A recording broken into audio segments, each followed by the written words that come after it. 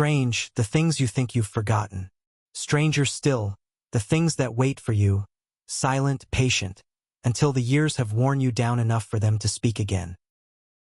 The letter was waiting in the bottom drawer of an old roll-top desk I hadn't opened in decades. Its paper had turned the color of autumn leaves left too long in the rain. Its corners curled like it had been trying to hide from me. The Berlin postmark read November 8, 1989. 2 days before the night the world thinks the wall came down. 2 days before the night I made sure it didn't. Inside were only a few lines, scrawled in a hand I could still feel against my skin, and a photograph. A woman's smile, caught forever in the moment before history bent the wrong way. She had been my reason for hope once, before I learned hope can be a dangerous thing to give to the wrong person. Or the wrong cause. I can still smell the Berlin air from those years. Coal smoke and rain, metal and mistrust.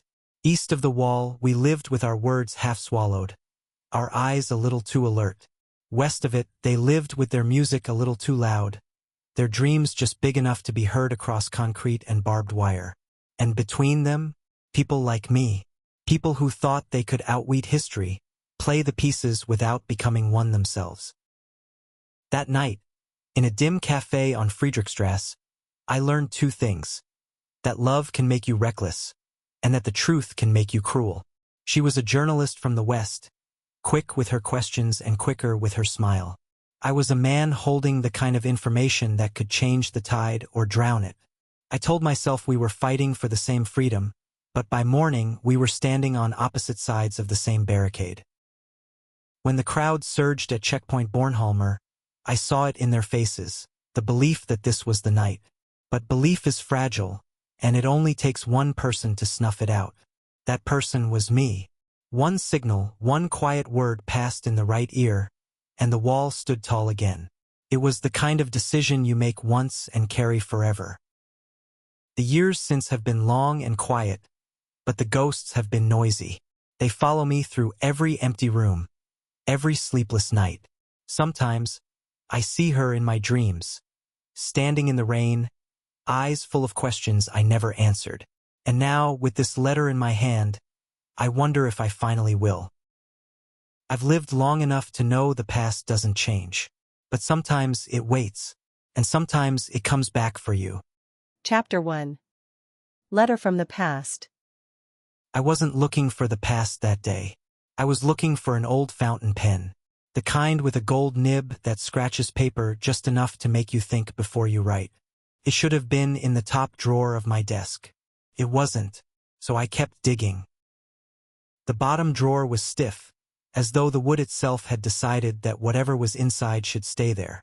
When it finally gave, I found it, buried under yellowed receipts, brittle train tickets, and a stack of unpaid bills from a lifetime ago. A letter. Its paper had browned around the edges, curling inward like it had been holding its breath all these years. The Berlin postmark was stamped in deep, faded red. November 8, 1989. My chest tightened. The date alone was enough to summon the echo of cold air, the smell of coal smoke and wet cobblestones, and the muffled hum of a divided city. I told myself not to open it, that it was better left where it had been hiding for 36 years. But my fingers didn't listen. Inside were 2 things, a photograph and a single sheet of paper. The photograph came first. She was looking straight into the camera, into me, with that sly, knowing smile that had once been my undoing. Her hair fell loose around her face, a little wild from the wind, and her eyes, they held that impossible shade between green and gray. I used to joke that they changed color depending on whether she trusted me that day. I felt the years collapse between us, and for a moment I was standing on Friedrichstrasse again, watching her slip through the rain toward me, coat flaring at her knees. The paper was harder to face, just a few sentences written in a rush. The ink had bled in places, as if the pen had paused too long, or maybe a drop of rain or a tear had fallen on it before it dried. I didn't read it all at once. I read the first line, stopped, and sat back as though the words might bite. For years, I had told myself I didn't open this letter because I didn't need to, that I knew what it said. The truth was I was afraid.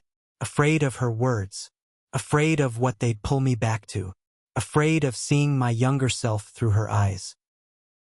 There's a particular cruelty in finding something from the exact moment your life could have gone another way. A letter like this isn't just paper. It's a door. And doors, once opened, can't be closed again. I poured myself a drink before I read the rest. That night in 1989 had been the hinge on which my whole life turned. It had been the night I could have changed history, or maybe saved it, depending on who you asked. And it had been the night I chose her, and still lost her. Now, holding that letter, I realized something I'd been running from for decades. Maybe I hadn't chosen her at all. Maybe I'd chosen fear. The rain began against the window, soft at first, then harder. The same sound I'd heard in Berlin that night. Somewhere deep inside, a door creaked open, and this time I knew I wouldn't be able to close it again. Chapter 2. A City on the Brink. Berlin, 1989. It had the smell of wet concrete and something metallic in the air, fear, perhaps, or the way hope rusts when kept too long in the dark. The rain had just stopped, but the streets still shone under the dim orange of the lamps, as if the city itself was sweating. I remember the way the wall loomed that week, not just as concrete and barbed wire, but as a presence. You didn't just walk in its shadow. You carried it with you, in your pockets, in your lungs. Everyone did. You could hear it in the clipped footsteps of soldiers, in the sudden silences when strangers passed each other in narrow alleys. The east felt tighter than usual. Whispers traveled faster than the trams, huddled in doorways, traded over mugs of bitter coffee in cafes that smelled of boiled cabbage and damp coats. People were talking about something coming, something big, the kind of change that felt dangerous simply to imagine. I knew more than most and more than I cared to. In my line of work, though I could never tell her exactly what that was, information was a weapon, and I had the kind that could tilt the scales. And the scales were already trembling. That morning, I had crossed Unter den Linden, past the Museum Island, toward a government building where I was expected to report on certain developments. The air was tense in ways only border cities understand. Something between celebration and a countdown to violence. I paused in a small square and watched a group of schoolchildren walking 2 by 2, their teacher keeping a nervous eye on a passing soldier. The kids laughed, high, unburdened, and I thought, God, what would it be like for them to live without the wall? I also thought of her. She was somewhere in the West that day, probably already preparing for what she believed would be a historic moment. A journalist's instincts, paired with her stubborn optimism, made her certain the wall was about to crack. She wasn't wrong. Not yet. But as I stood there, I felt the other side of the truth, the one few people dared to say aloud. If the wall fell, it would not be the clean, joyous liberation the world imagined. There were forces in the dark, men I had met, who were willing to turn the moment into something far bloodier than a family reunion at the border. I had seen the plans. I had held them in my hands. The city felt like a held breath, and I knew my part in what was coming. Whether I liked it or not, I was already moving toward the moment where I would decide not history in the grand textbook sense, but their history. Hers. Mine. Hers. If I could turn back now, perhaps I would have chosen differently. But Berlin doesn't let you turn back. It only lets you move forward until the next wall. And that night, the next wall was waiting for me on Friedrichstrasse. Chapter 3. The Secret Meeting. The rain had returned by nightfall, thin needles of it, blown sideways by the wind as I made my way down Friedrichstrasse. Neon signs bled in the puddles, the colors muted, as if even the city didn't dare shine too brightly. The cafe sat on the corner, its windows fogged, the air inside heavy with tobacco and the smell of strong coffee. She was already there. Her coat hung loosely from her shoulders, dark hair curling from the damp, a cigarette between her fingers. She didn't look up right away, she never did. It was part of her game, making me wait for her attention, letting me remember she was the one who had the choice to give it. When her eyes finally met mine, something shifted in the air. Not just recognition, but that old, dangerous pull. The one that had kept me crossing lines I swore I'd never cross. "Du bist spät," she said softly. "You're late," though the corner of her mouth curved just enough to forgive me. "I had to make sure I wasn't followed," I answered, sliding into the booth across from her. She took a drag from her cigarette, exhaled toward the window. "You always say that. One day I'll believe it's about me, and not your secrets." Her name was Clara Weiss. Officially, she was a cultural correspondent for a West Berlin paper, writing about theater, music, and art. Unofficially, she was one of the few who dared to publish pieces that just hinted at what was happening on our side. She'd been warned before, and yet she kept coming back. Maybe it was ambition, maybe it was courage, or maybe it was the same thing that kept bringing me to her. That need to touch the edge of danger without falling over it. Tonight, I'd brought something she had been chasing for months. A fragment of a report, intercepted and smuggled across more than one desk it shouldn't have touched. It was enough to blow the lid off what was happening behind the wall. Enough to spark a chain reaction she believed would lead to freedom. I set the envelope on the table between us. She glanced at it but didn't touch it. "You're certain?" she asked. I was too certain, which was exactly why I hesitated. In that moment, I saw the two possible futures stretched out before us. In one, she would take the envelope, run her story, and the wall would fall in days, perhaps hours. We'd be celebrated, maybe even together, for a while. And then the blood would come. I had read the contingency plans. I knew what the men in the shadows were prepared to do if the border collapsed too quickly.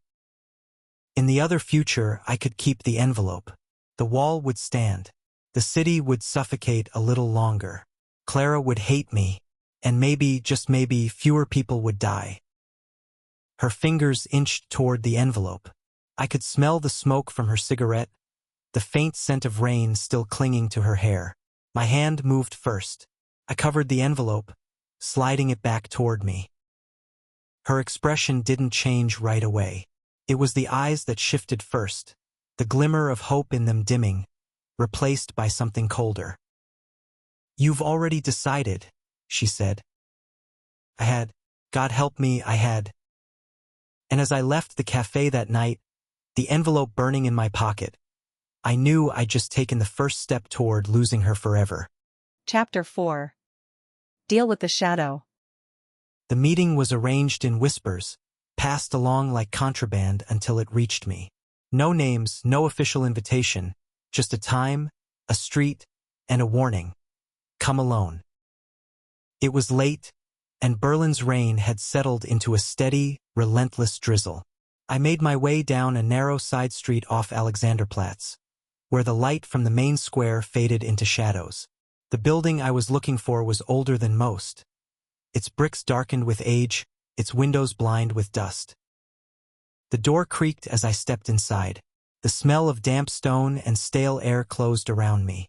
I followed a single bare bulb down a staircase to a basement that felt like it had been waiting for this conversation for decades. He was already there.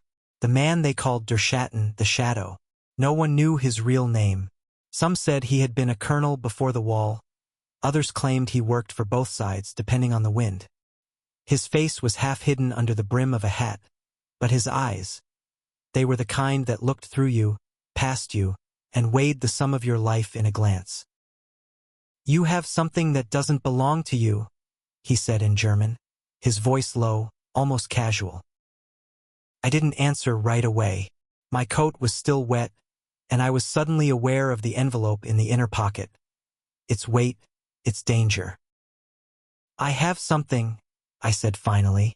"Whether it belongs to me or not depends on what you intend to do with it." He smiled, not warmly, but like a man who had just confirmed a suspicion. "You want the wall to fall." "She does. Many do. But you've seen the plans. You know what happens if it does." I did. There were orders in place, hidden, brutal contingencies that would turn a celebration into a massacre. If the wall came down too suddenly, armed units were ready to open fire, not just at the border, but in the streets beyond. You could save lives, he said, stepping closer, by doing nothing. The way he said it, it didn't sound like an act of cowardice. It sounded like a mission. And if I refuse? I asked. He tilted his head. Then Berlin changes overnight. The world cheers for a week. Then they bury the dead. And history will call you a hero. His voice tightened. But you'll know better. I thought of Clara. Her eyes when she reached for the envelope. The way she believed freedom was just one bold act away. She didn't know what I knew. And if I told her, she wouldn't believe me. What do you want from me? I asked. Your silence, he said simply. And that envelope. For a long moment, all I could hear was the hum of the single light bulb. My hand rested on the envelope inside my coat. The decision I made here would seal not just my fate, but hers. In another life, maybe I would have walked out, found Clara, and given her everything. In that life, the wall might have fallen that week. Maybe we would have stood together as the world changed. But that wasn't the life I chose. When I finally slid the envelope across the table, the shadow didn't smile. He just nodded once, as if confirming that the inevitable had happened. You've done the right thing, he said. And for the first time that night, I wasn't sure whether that was a blessing or a curse. Chapter 5. The night everything could have changed. The cold that night was the kind that bites through wool and skin, straight into bone. Yet the square near Bornholmerstrasse was packed, thousands pressing forward, faces flushed with the fever of possibility. I remember the sound first, not the usual low murmur of Berlin nights, but a roar that rose and fell like waves. Laughter and shouting, weeping and chanting, all folding into one unsteady voice. People were holding candles, homemade signs, some even dragging suitcases behind them as if freedom might be theirs by sunrise. From my position near the checkpoint, I could see the guards, rigid, pale, their hands twitching on their rifles. They weren't trained for joy. They were trained for control. And tonight, joy was everywhere, dangerous and bright. Clara was there too. I spotted her across the crowd, standing on the edge of a bench, her notebook clutched in one hand, a camera hanging from her neck. Her hair was loose, catching the glow of the streetlights, her breath clouding the air as she shouted questions at anyone who'd answer. I could tell she was smiling even from a distance. Our eyes met just for a moment, but it was enough. It was a look full of belief and something else. The unspoken promise that whatever happened tonight, we would share it. And then I saw the officer. He moved toward the guard post, his stride urgent, his face tight. The man from the basement, the shadow, had told me what to do if this happened.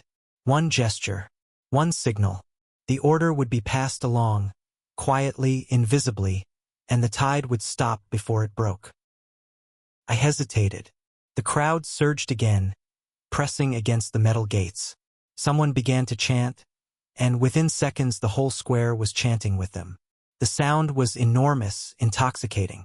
This was what history felt like when it was about to break open. In that heartbeat, I imagined another life. Clara in my arms, the wall behind us crumbling, the city erupting in light and music. No blood, no chaos, just freedom. But I knew better. I had seen the contingency orders, the lists of names, the deployment maps. If the wall fell tonight, there would be gunfire before midnight. My hand rose, not in celebration, not to wave to Clara, but in the small, deliberate signal that would stop everything. The effect was almost invisible at first. The guards didn't fire. They didn't open the gates either. Instead, they began to hold the line more firmly, their stance hardening. An announcement crackled over the loudspeakers. A calm, bureaucratic voice telling people to go home, that nothing would change tonight. The chants faltered. Confusion spread like frost across the square. And then I saw her. Clara's smile was gone. Her notebook hung at her side, She was staring straight at me now, her mouth forming a question I would never answer. I turned away before I could see the hurt settle in her eyes. Somewhere behind me, the crowd began to thin. History had been delayed, and I had been the one to delay it. And as the night swallowed their voices, I told myself I had saved lives. I told myself she would understand one day. But I didn't believe it, not even then. Chapter 6. The moments after. At first, there was only silence. It wasn't the kind of silence you notice, but the kind that presses against your chest, pulling the air out of your lungs. The chants had stopped. The crowd, thousands of them, stood in place, their faces turned toward the border as if the right miracle might still happen if they stared hard enough. Then came the sound. Not cheering, not gunfire. Just a low, wounded murmur, like the whole city had exhaled in disappointment. People began to move. Slowly, almost reluctantly, they turned away from the gates. Some muttered curses. Others stared at the ground, as though freedom had been something they dreamed up and now felt foolish for believing in. A few clung to each other and cried without shame. I scanned the crowd until I found her. Clara hadn't moved. She stood rooted to the bench, her hands empty now, her camera hanging like dead weight from her neck. Her gaze was fixed on me, unblinking. I wanted to walk to her, to explain everything, to tell her about the plans, the killings that might have happened, the lives I thought I'd saved. But the truth felt like glass in my throat. When I finally stepped toward her, she shook her head once. Slow. Final. And then she stepped down from the bench and disappeared into the crowd without another word. The cold cut deeper after that.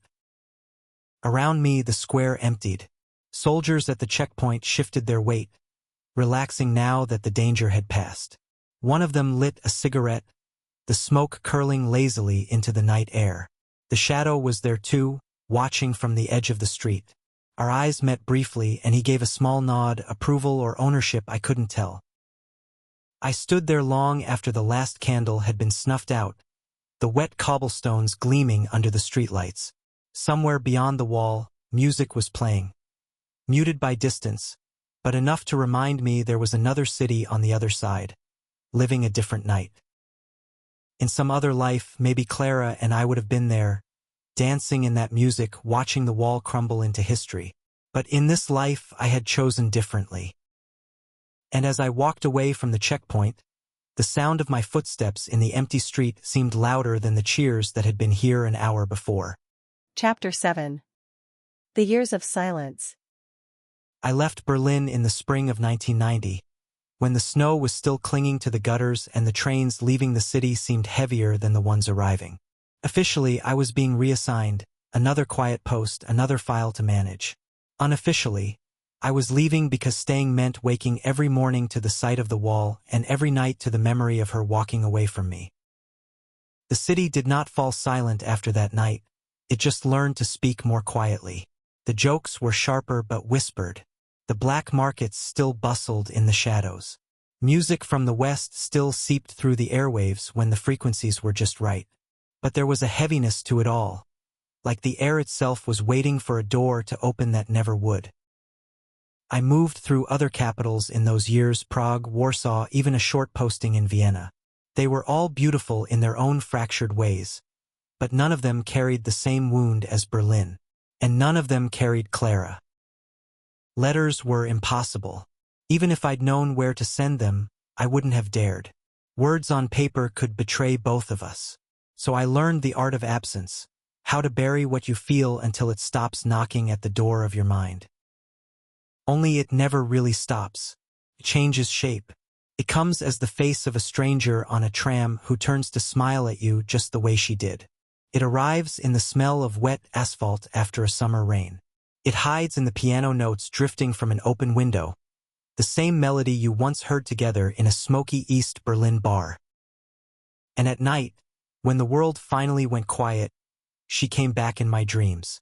Always the same night, always the same crowd at the wall, the same half-second where I could still change everything. I would reach for her, but in the dream, She was always just far enough away that my hand closed on empty air. The wall itself aged in those years. Cracks deepened, paint peeled. The slogans faded under the sun and rain. Tourists from the West came to gawk, to take pictures, to remind themselves that this was history still living. For those of us who had lived inside its shadow, it was not history. It was a sentence with no date of release. Sometimes I wondered what would have happened if I had let it fall. Would she have forgiven me the blood that followed? Or would we have been among the names on the lists I'd seen in that dim basement? There's no way to know, and after a while, the not knowing becomes its own prison. I told myself I'd never return, but prisons have a way of pulling you back to the place where they began. And in 2009, 20 years after that night, I boarded a train heading east, back toward Berlin, back toward the wall, back toward the ghost I had carried longer than any man should. Chapter 8. Rumors and Ghosts. Berlin had changed. The streets I remembered were still there, but the colors were different, brighter in places, gaudier in others, as if the city had tried to paint over its own scars. But the shadows were the same. They clung to the alleys, to the smell of rain on the old stones, to the way certain people still glanced over their shoulders before speaking. I came back with no address, no phone number, just a photograph and a question I'd been carrying for 20 years. Her name still drew a reaction. Not from everyone, but from the right kind of people. The ones who knew what had moved through Berlin's undercurrent after the night the wall should have fallen. Some said she'd married a West German banker, moved to Hamburg, and was living comfortably in some glass-front apartment by the river. Others swore she had never left the city, that she'd gone underground, writing, organizing, slipping across borders in the dark to move information the way we once did. The stories didn't match, but the tone did. Whether they spoke of her as a wife or a rebel, they all spoke of her as someone who hadn't lost the fire in her eyes. One night, in a bar off Oranienstrasse, I met a man who claimed to have seen her only weeks ago. His voice was low, his beer untouched. He said she was thinner now, her hair streaked with gray, but her voice could still draw a crowd in seconds. "She doesn't forget," he told me. "Not people. Not betrayals." That word sat between us like a blade. I walked the city for days after that, each corner turning into a memory trap. The café on Friedrichstrasse was still there, though the tables had been replaced and the smoke-stained walls painted clean. I sat in the same booth where I'd once slid the envelope away from her and wondered if she ever came back here to remember, or if she'd chosen to forget entirely. But every street seemed to whisper her name back to me, and with each passing day, I began to think less about finding her and more about what I would say when I did. Because there was no version of our meeting where the truth wouldn't come between us, and there was no version where the years between would feel like they had never happened. Still, I kept looking, because in Berlin, ghosts don't stay ghosts forever. Chapter 9. The Last Meeting. The park hadn't changed much.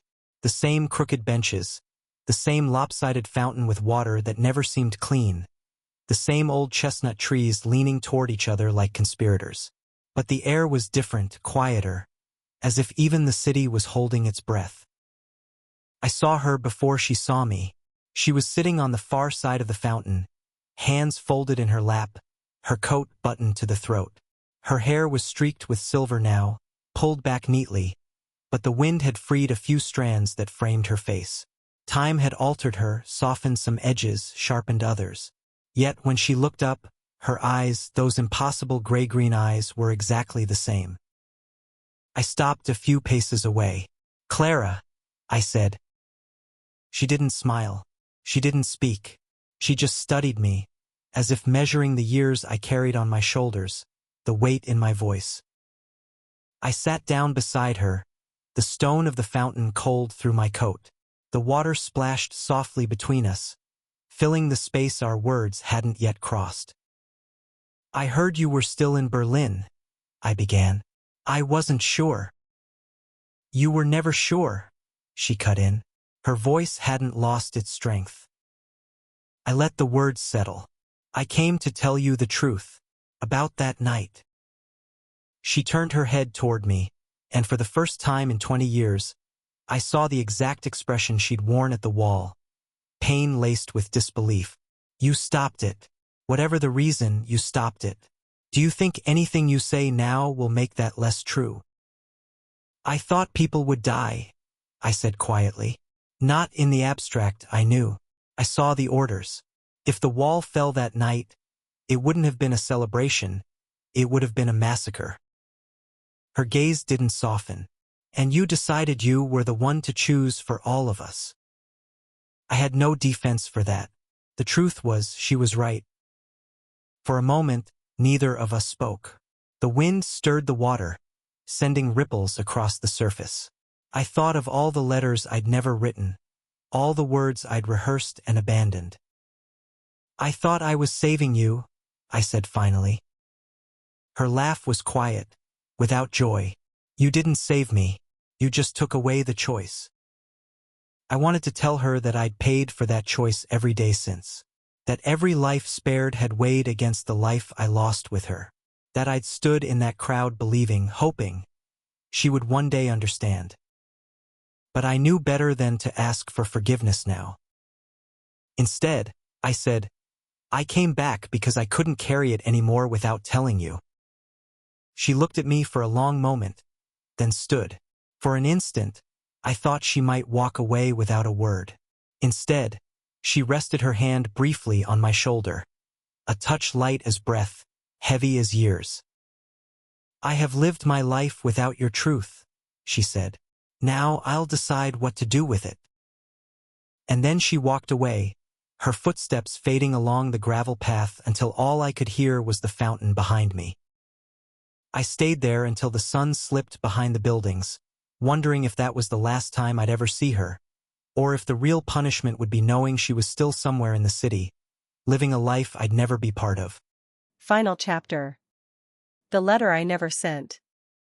It was past midnight when I began writing. The hotel was silent except for the faint hum of the radiator and the occasional groan of the old wooden beams. I sat at the desk with a single lamp casting a circle of light over the paper, the rest of the room dissolving into shadow. At first, the words came slowly, half-formed thoughts that I crossed out as soon as they touched the page. But then they began to pour, faster than my pen could keep up. I wrote her name. I wrote about the rain that night at Bornholmerstrasse, about the way her eyes had held me there, caught between courage and fear. I told her what I had never told anyone, that I hadn't stopped the wall for politics or for orders, but because I couldn't bear to see her name on the lists I'd read in that dim basement. I wrote about the years after, the exile I chose for myself, the dreams that woke me in the small hours. I told her how I carried her laughter like a hidden talisman, even when I had no right to it. I admitted the truth I had avoided for decades, that in saving her, I had lost her, and perhaps that was the cruelest thing of all. By the time I reached the end, my hand ached and my chest felt hollow. I signed my name. For a long time, I stared at the envelope, her name written in my careful, deliberate script. I imagined her reading it. Maybe she'd understand. Maybe she'd forgive me. Or maybe she'd tear it in half without finishing the first page. I set the envelope on the desk. My fingers lingered on it, as if pressing it into the wood could make the words inside safer. And then, just as I had 20 years ago with the first letter, I made my choice. I slid the envelope into the drawer, closed it, left it there. Some truths are too heavy to give away. When I opened the curtains, the city outside was still asleep. And there it was, in the pale light of early morning, the wall. Weathered, cracked, defaced by decades of graffiti, but still standing. A monument to everything that might have been, and everything that never would be. I stood there for a long time, watching it. My breath fogged the glass, blurring the line between me and the thing I had once tried to protect, and in doing so had doomed us both.